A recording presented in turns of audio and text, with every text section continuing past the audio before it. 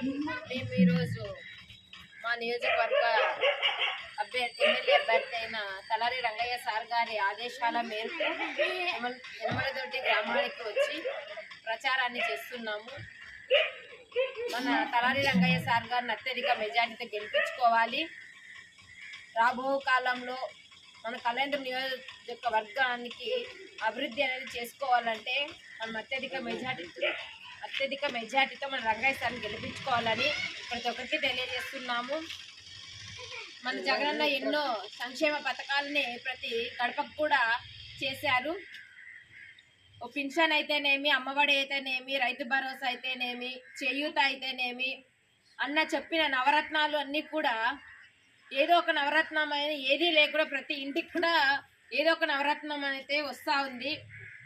మహిళలకి ముఖ్యంగా చెప్పుకోవాల్సిన మహిళల గురించి